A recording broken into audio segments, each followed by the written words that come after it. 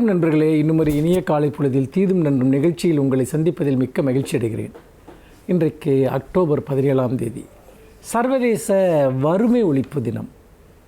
மனிதகுலம் வறுமைக்கு எதிராக தொடர்ந்து போராடி கொண்டிருக்கிறது. வறுமையின் துயர்கள் தொடர்ந்து பேசப்படுகின்றன. எல்லா மக்கள் நல அரசுகளும் வறுமையினுடைய அந்த துயரத்தை போக்குவதற்கு பாடுபடுகின்றன. எந்த அரசு வறுமையை ஒழிக்க போராடவில்லையோ அந்த அரசுகள் வரலாற்றில் தூக்கி எறியப்பட்டிருக்கின்றன. வறுமையின் கொடுமையினால் செத்து மடிந்தவர்கள் எவ்வளவோ பேர். வறுமையின் காரணமாக வெடித்த புரட்சிகள் எத்தனையோ. சமூக மாற்றத்திற்கு வறுமை காரணமாக ஏற்பட்ட கொந்தளிப்புகள், புரட்சிகள் பெரும் காரணமாக இருந்திருக்கின்றன. அப்படிப்பட்ட நிலையில் ஐநா மன்றத்தினுடைய மிக முக்கியமான சவால்களில் ஒன்றாக இந்த வறுமை ஒழிப்பு என்பது தொடர்ந்து இருந்து வந்திருக்கிறது. அதற்காகத்தான் அக்டோபர் 17ஆம் தேதி வறுமை ஒழிப்பு தினமாக உலகளாவிய அளவில் வறுமை ஒழிப்பிற்கான பிரகடனங்களை வெளிப்படுத்தக்கூடிய ஒரு நாளாக இருக்கிறது. வறுமை என்பதை எப்படி அளவிடுகிறார்கள்? ஒரு மனிதருடைய அடிப்படை குறைந்தபட்ச வருமானம், ஒரு மனிதருக்கு வாழ்விடம் இருக்கிறதா, ஒரு மனிதருக்கு உரிய உணவு, ஊட்டச்சத்து மிக்க உரிய உணவு கிடைக்கிறதா, ஒரு மனிதர் 3 வேளையும் உண்ணுகிறாரா, ஒரு மனிதருக்கான அடிப்படை சுகாதார வசதி கிடைக்கிறதா, ஒரு மனிதருக்கான கல்வி கிடைக்கிறதா, இவற்றின் அடிப்படையில் தான் ஒரு மனிதருடைய வறுமை அல்லது ஒரு நாட்டினுடைய ஒரு வறுமை என்பது அளவிடப்படுகிறது. இதெல்லாம் அதிகமான மக்கள் இத்தகைய இல்லாமைகளில் இருந்தால், கல்வி இல்லாமல், உணவில்லாமல், இருப்பிடம் இல்லாமல், ஆரோக்கிய வசதி இல்லாமல், கல்வி இல்லாமல் மனிதர்கள் இருந்தால் அந்த நாடுகள் வறிய நாடுகள் என்று அழைக்கப்படுகின்றன. இதிலிருந்து எந்தெந்த நாடுகள் எல்லாம் பெருமளவு விடுபடுகிறதோ அவை வளரும் நாடுகள் என்றோ வளர்ந்த நாடுகள் என்றோ அழைக்கப்படுகின்றன. வறுமை ஒழிப்பிற்கான பல்வேறு விதமான வழிமுறைகள் இன்றைக்கு உலக அளவில் செயல்படுத்தப்படுகின்றன. மக்களுக்கு அளிக்கப்படுகிற நேரடி உதவிகள், அதாவது உணவு, உதவித்தொகை, கல்வி, மருத்துவம் போன்றவற்றை இலவசமாக மக்களுக்கு அளிப்பதன் மூலமாக இந்த வறுமை ஒழிப்பு என்பது ஒரு பேரியக்கமாக நடைபெற்று வருகிறது. இதில் தமிழ்நாடு இந்தியாவில் மிகப்பெரிய முன்னோடி என்று சொல்லலாம். நாம் இங்கு அதிலும் முக்கியமாக திராவிட ஆட்சி காலங்களில் இந்த வறுமை ஒழிப்பிற்காக கொண்டு வரப்பட்ட திட்டங்கள் எத்தனையோ. குடிசை மாற்று வாரியங்களின் மூலமாக மக்களுக்கு இருப்பிடங்கள் வழங்கப்பட்டன. குறைந்தபட்ச ஊதியம் உத்தரவாதப்படுத்தப்பட்டது. பொது விநியோக திட்டத்தின் மூலமாக இலவசமாக உணவுப் பொருட்கள் வழங்கப்பட்டன. ஆரம்ப சுகாதார மையங்கள் தமிழ்நாடு முழுக்க திறக்கப்பட்டு மக்களுக்கான மருத்துவ கட்டமைப்பு ஏற்படுத்தப்பட்டது. இதெல்லாம் வறுமை ஒழிப்பினுடைய அடிப்படையான விஷயங்கள். அதற்கு பிறகு விவசாயத்தை பாதுகாத்தல், அதேபோல் தொழில் வளர்ச்சி, சிறு குறு தொழில் வளர்ச்சி, இதிலும் தமிழ்நாடு மிகப்பெரிய அளவிற்கு முன்னோடியாக இருக்கிறது. அதனால்தான் வறுமை ஒழிப்பில் முதன்மையான மாநிலத்தில் ஒன்றாக இன்று தமிழ்நாடு திகழ்கிறது என்றால், ஒருபுறம் மக்களுடைய வருமானத்தை அதிகரித்தல், இன்னொரு புறம் மக்களுக்கு நேரடியாக உதவிகளை வழங்குதல், இது இரண்டையுமே இன்றைக்கு தமிழ்நாடு அரசு மிக சிறப்பாக செயல்படுத்தி கொண்டிருக்கிறது. முக்கியமாக செல்வத்தை எப்படி அனைவருக்குமாக பகிர்ந்தளித்தல். ஒரு வெல்ஃபேர் ஸ்டேட், மக்கள் நல அரசாக ஒரு அரசு செயல்படுகிறதா இல்லையா, இதுதான் வறுமை ஒழிப்பிற்கான முதன்மையான ஒரு கேள்வி. அப்படி பார்க்கிற போது இருப்பவர்களுக்கும் இல்லாதவர்களுக்கும் இடையே இருக்கக்கூடிய இந்த இடைவெளி குறைக்கப்பட வேண்டும். மக்களுக்கான அடிப்படை தேவைகள் என்பது பூர்த்தி செய்யப்பட வேண்டும். அப்படி செய்யப்படுகிற போது மட்டும்தான் நாம் வறுமை என்ற அந்த கொடிய அரக்கனை, மனிதகுலத்தை இன்றைக்கு அழித்து கொண்டிருக்கக்கூடிய அந்த பெரும் துயரை நாம் துடைக்க முடியும் என்பதை இந்த உலக வறுமை ஒழிப்பு நாளில் நாம் நெஞ்சில் நிறுத்துவோம். அதற்கான முன்னெடுப்புகளை அனைவரும் இணைந்து மேற்கொள்வோம். மீண்டும் இன்னும் ஒரு புதிய சிந்தனையோடு உங்களை சந்திக்கிறேன். நன்றி, வணக்கம்.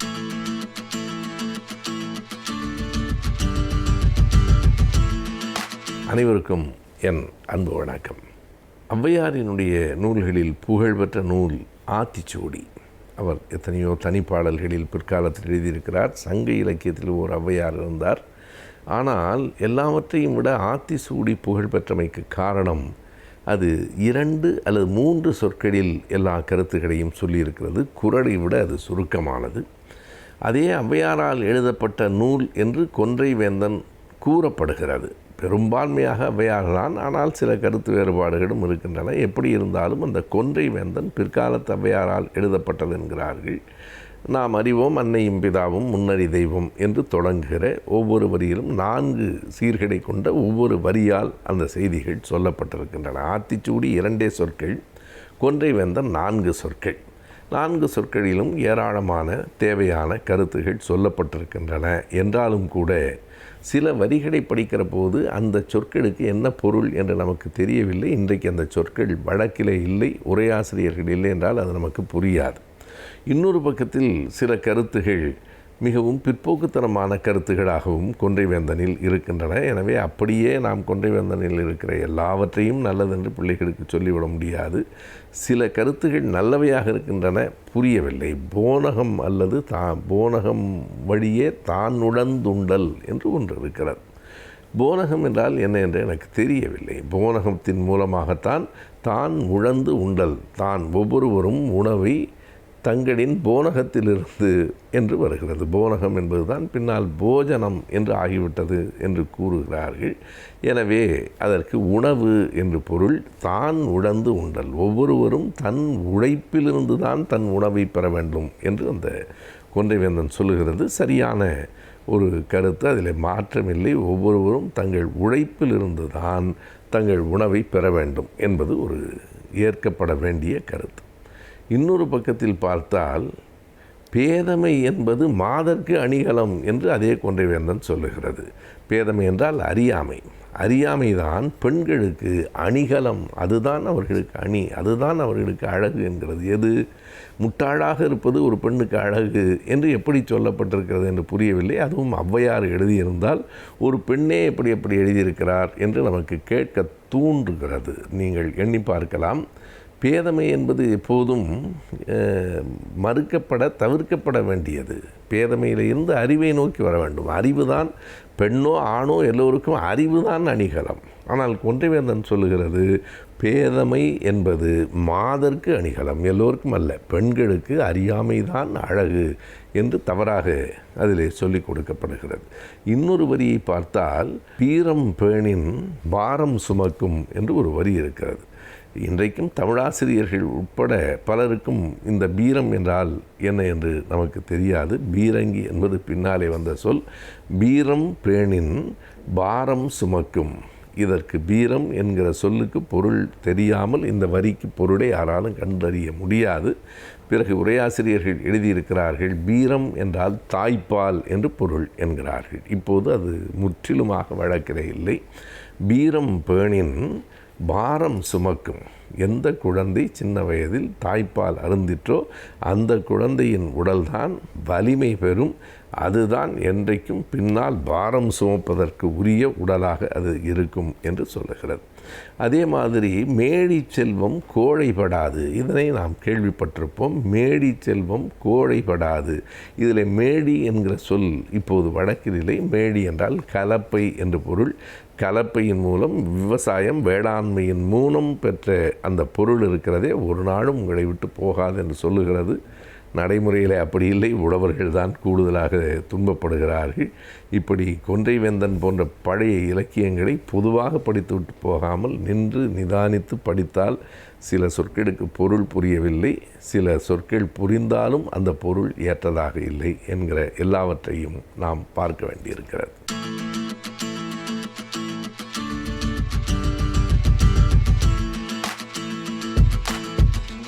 வணக்கம் நேயர்களே. நாம் மன வாழ்க்கையில் ஏற்படக்கூடிய சிக்கல்கள், பிரச்சனைகள், இவைகளெல்லாம் நாம் எவ்வாறு சமாளிப்பது என்பதை பற்றி சில யூகங்களை நாம் பார்த்து வருகின்றோம். அதில் ஒவ்வொன்றாக பார்த்து வந்தோம். நாம் பிடித்தது, பிடிக்காதது, விட்டு கொடுப்பது, பிறந்த வீட்டை பற்றி நாம் பெருமையாக பேசாமல் இருப்பது என்று பல யுக்திகளை நான் உங்களிடம் கூறி வந்தேன். அதில் ஒரு முக்கியமான ஒன்றாக இருப்பது தாம்பத்தியம். மன வாழ்க்கையில் தாம்பத்தியம் என்பது பொதுவாக செக்ஸ் என்று சொல்கின்றோம். அதை பற்றிய பாலியல், இதை பற்றிய பிரச்சனைகள், அதை பற்றிய விவரங்களை எல்லாம் நாம் வெளிப்படையாக சொல்வதற்கு நாம் இன்றும் வெளிப்படையாக சொல்லக்கூடிய ஒரு நிலைமை இன்னும் வரவில்லை. அதுபோல் ஒரு சந்தர்ப்பம் தான் நிலவுகின்றது. பால்வினைகளை பற்றி, பாலியல் பற்றி விரிவாக வெளிப்படையாக சொல்வதற்கு முடியாத ஒரு நிலையில் இருக்கின்றோம். செக்ஸ் என்று சொல்கின்றோம். செக்ஸ் என்றால் என்ன என்று கேட்டோம் என்றால், செக்ஸ் என்பது லத்தீன் லாங்குவேஜில் அந்த காலத்தில் அதாவது மருத்துவத்துறையில் கிரேக்கர்கள், லெட்டின் இவர்கள் தான் அவர்கள் கை ஓங்கியிருந்தது. அவர்களுடைய மொழிகள் தான் இன்றும் மருத்துவத்துறையில் நாம் பின்பற்றி வருகின்றோம். அதாவது அது லெட்டின் மொழியில் செக்ஸ் என்றால் என்ன என்றால் பிரி என்று அர்த்தம், டிவிஷன் 2 மேஜர் பிரிவுகள், பைஃபர்கேஷன் என்று அர்த்தம், 2 மேஜர் பிரிவுகள் என்று அர்த்தம். அதை செக்ஸஸ் என்று கூறினார்கள். அந்த செக்ஸ் என்பது என்னவென்றால், அதாவது அது வாழ்க்கையில் எவ்வாறு அது பயன்படுகிறது என்றால் வாழ்க்கைக்கு ஒரு முக்கியமான ஒன்றாக அமைகின்றது. அதாவது நம் வாழ்வை ஆரோக்கியமாக வாழ்வதற்கும் செக்ஸ் உதவுகின்றது. அது மட்டுமல்லாமல் நாம் நீண்ட ஆயுளுடன் வாழ்வதற்கும் அது உதவுகின்றது. வாழ்வு அர்த்தமுள்ளதாக மாறுவதற்கும் அது உதவுகின்றது. வாழ்க்கையில் அர்த்தம் வேண்டுமானவா, அர்த்தமுள்ள வாழ்க்கைக்கு அது உதவுகின்றது. ஆக ஒவ்வொரு கட்டத்திலும் அது செக்ஸ் என்பது நமக்கு அதாவது உதவுவதாக இருக்கின்றது. ஆரோக்கியமான வாழ்வு, அர்த்தமுள்ள வாழ்வு, நீண்ட ஆயுள் உள்ள வாழ்வு, இன்று நமக்கு அது பெரும் பங்கினை நமக்கு பகிர்கின்றது. அதாவது விஞ்ஞான முறை எடுத்துக்கொண்டோம் என்றால் எப்படி என்றால், விஞ்ஞான முறையில் உடல் ரீதியாக எடுத்துக்கொண்டோம் என்றால், அதாவது இருதயத்திலிருந்து நேரடியாக பிளட் சப்ளை எங்கு செல்கின்றது, தாம்பத்தியம் நடக்கும் நேரத்தில் அதை சப்ளை ஆகின்றது. அதாவது இதயம் தன்னுடைய சப்ளை ஒவ்வொரு ஆர்கன்களுக்கும் லிவர் இருக்கின்றது, கிட்னி இருக்கின்றது, லங்ஸ் இருக்கின்றது, ஒவ்வொன்றுக்கும் அது பிரான்ச் மூலமாக மெயின் பிரான்ச் என்று சிறு பிரான்ச் என்று அப்படி தான் செல்கின்றது ஒவ்வொரு உறுப்புகள் வேலை செய்வதற்கும். ஆனால் இந்த தாம்பத்தியத்தில் இந்த செயல்படும் நேரத்தில் 5 புலன்களும், மனிதனுடைய 5 புலன்களும் ஒன்றாக இணைந்து செயல்படக்கூடிய நேரம் அது. அதாவது கோஆர்டினேஷன், கோஆபரேஷன் என்று ஒன்றுக்கொன்று கோஆர்டினேட் பண்ணி ஒத்துழைத்து மொத்தமாக ஒரே நேரத்தில் பணி செய்யக்கூடிய அந்த நேரம்தான், அதாவது செயல்படக்கூடிய நேரம்தான் நமக்கு தாம்பத்தியம். அந்த நேரத்தில் இருதயம் என்ன செய்கின்றது, நேரடியாக தன்னுடைய கண்ட்ரோல் எடுத்துக்கொண்டு நேரடியாக இரத்த சப்ளை அங்கே செலுத்துகின்றது. உடலில் எந்த அளவுக்கு ஒத்துழைக்கின்றது பாருங்கள். அது மட்டும் இல்லாமல் அதை கண்ட்ரோல் பண்ணக்கூடிய, அதாவது தாம்பத்தியம் செக்ஷன் சொல்கின்றோமே, அதை கண்ட்ரோல் பண்ணக்கூடிய இடம் மூளையில் இருக்கின்றது. அதற்கு அருகில்தான் அறிவுத்திறன் உள்ள இடமும் இருக்கின்றது. இந்த 2 கண்ட்ரோல் ரூமும் மூளையில் அருகருகே இருக்கின்றது, அருகாமையில் இருக்கின்றது, அடுத்தடுத்து இருக்கின்றது. ஆகவே அதாவது அறிவுத்திறன் அதிகமாக இருந்தாலும் அது ஸ்டிமுலேட் பண்ணுகின்றது, இது அதிகமாக இருந்தாலும் அதை ஸ்டிமுலேட் பண்ணுகின்றது. இவ்வாறாக அடுத்தடுத்து இருக்கின்றது. எவ்வளோ ஒற்றுமையாக இருக்கின்றது. அது மட்டுமல்லாமல் அதாவது நாம் பார்க்கின்றோம், அதாவது உடல் மட்டுமல்ல, உள்ளம் கூட. அதாவது தாம்பத்தியம் என்பது தனி மனிதனுடைய வாழ்க்கை, தனி மனித சுதந்திரம் என்றால் கூட இருவரும் இணைந்தால்தான் நாம் அதை செயல்படுத்த முடியும்.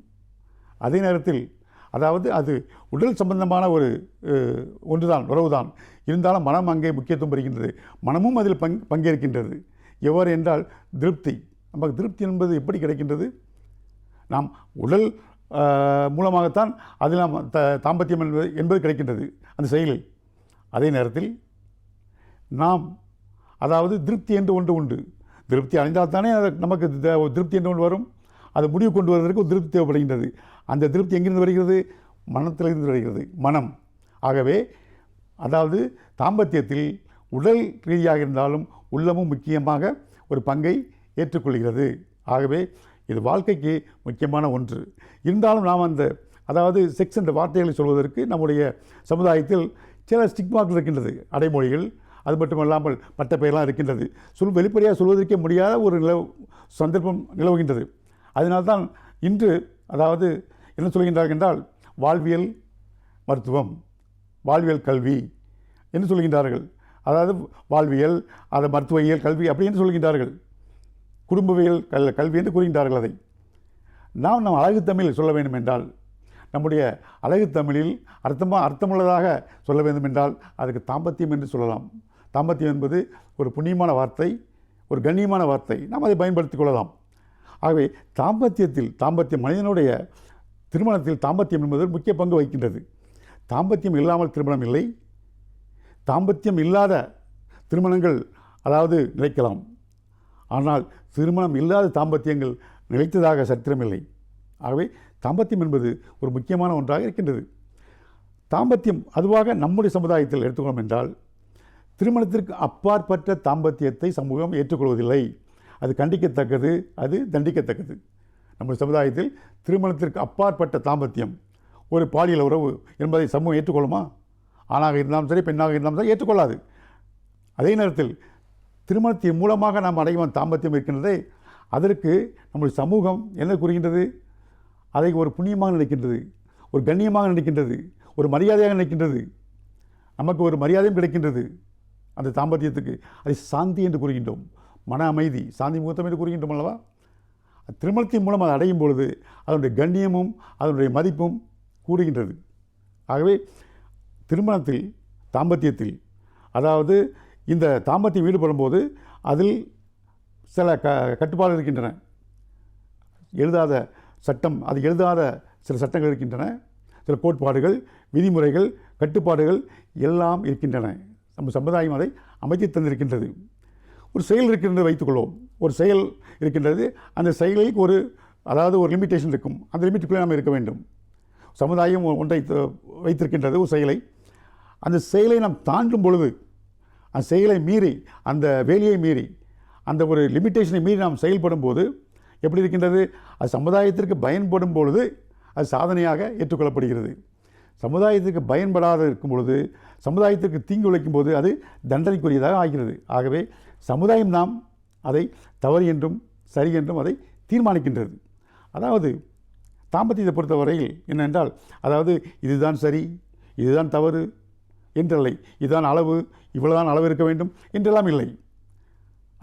நம்ம முடிந்தது, முடியாதது, பிடித்தது, பிடிக்காதது, வேண்டியது, வேண்டாதது எல்லாம் அங்கே இருக்கின்றன.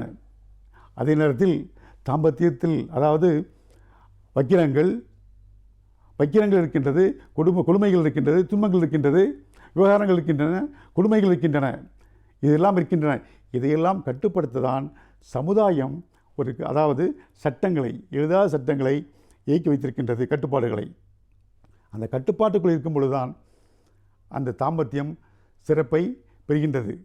ஆகவே இன்றைய இளைஞர்கள் தாம்பத்தியத்தை பொறுத்தவரை எப்படி இருக்கின்றார்கள் என்பதை நாம் அடுத்த முறை சந்திப்போம். நன்றி, வணக்கம்.